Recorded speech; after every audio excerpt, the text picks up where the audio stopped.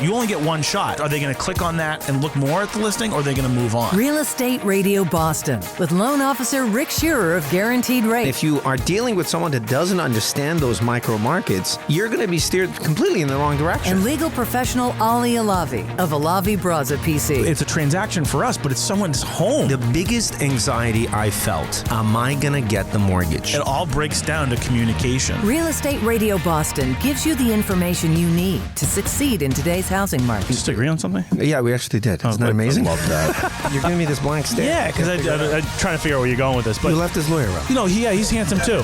Rick Shearer, NMLS ID 454910. This is Real Estate Radio Boston.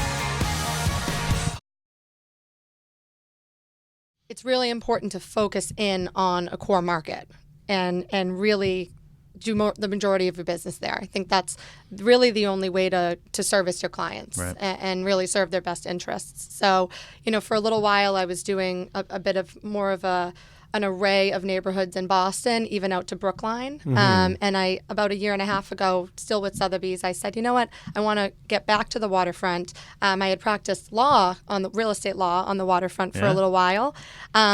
I do some development. I'm on the zoning council on the North End waterfront, so I follow the developments and what's going on in the neighborhood a lot.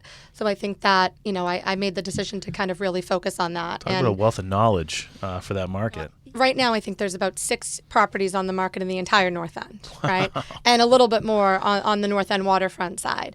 And what ends up happening is, you have to say there's certain business you have to not take, right? And what's amazing is that we have the most incredible relocation and referral network in Sotheby's. Last week alone, I referred a client who was looking to buy. She decided to not buy in the North End and to buy in Panama City. So I actually referred her in one call to an amazing agent who actually runs the office in Panama City. But that's what distinguishes Gibson Sotheby's International Realty, is because you have access to that international network of clients and agents. What are some of the challenges that perhaps future holds, given the amount of rental influx in our market?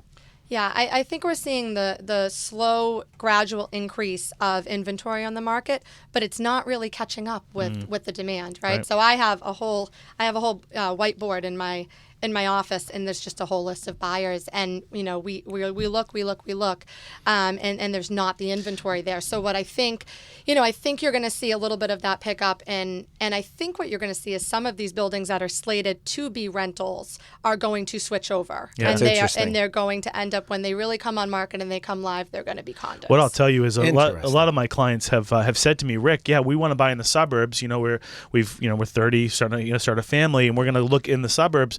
However, I'm going to hold on to my property in South Boston or in Charlestown. Sure. And so what they're doing is these people are going in and taking one out of the market, but not putting one in. Yeah. So they're taking one, not putting one in, and that's putting a huge issue on purchasing in the city. Well, I mean, not everybody specializes, especially in the commercial side of things. I mean, I think I've talked to many different insurance companies. I'm like, oh yeah, can you do a condo building or this big development? And they're like, no, that's not us.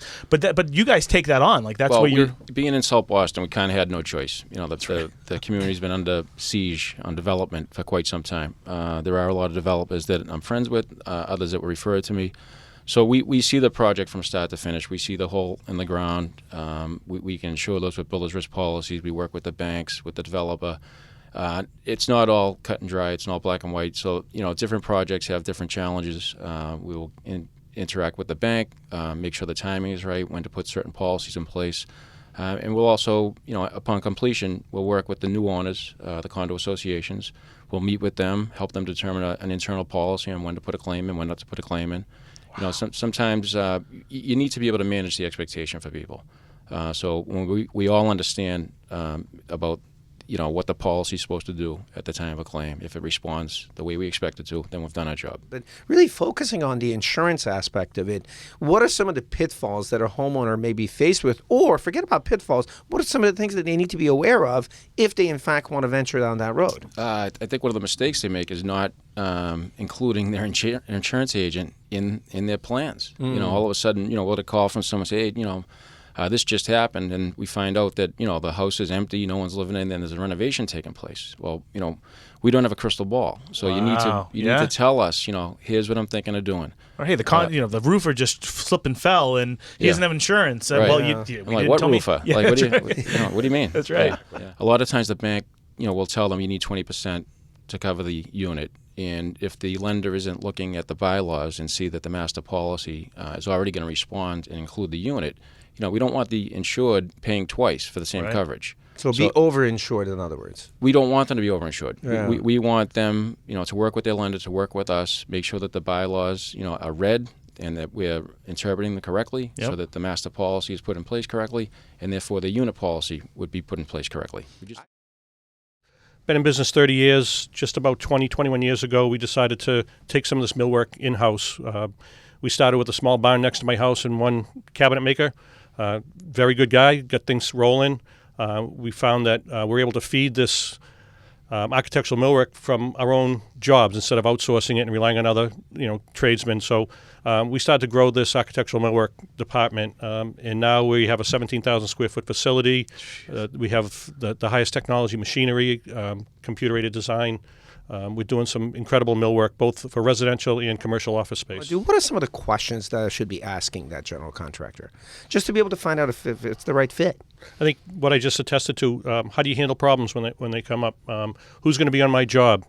Can I meet that person? Again, most of our jobs are relationship based. It's the money's always important, the schedule's always important, but you've got to work with someone for sometimes 6 months, a year, or even longer. On some of these bigger homes or remodeling projects, they tend to grow. The market that we're in, very discerning clients. They see something they like, they want it. We want to offer it to them. It may have not been in the original game plan. We have to adjust. We have to be available. So just ask how we handle those types of situations. I mean, I'm in Home Depot the other day, and there's a TV stuck inside this refrigerator that tells you you're running out of milk. Yeah, and it'll crazy. order it, and it's like, I mean, are you seeing crazy technology? I mean, so you're working in the high-end homes. I mean, you've got to be pretty crazy. Yeah, our vendors and suppliers, the manufacturers, are coming up with stuff all the time that rely on technology. Just bathroom shower valves and the things that you can do. One that we're just finishing up right now has a TV in the shower, a steam room as well, a shaving mirror, and has about 12 different sprays that come on. You could literally wash your car in this thing while you're watching TV and That's shaving. what I want. Yeah. Just tell me exactly how that We're running a happened. special. Well, yeah, please do.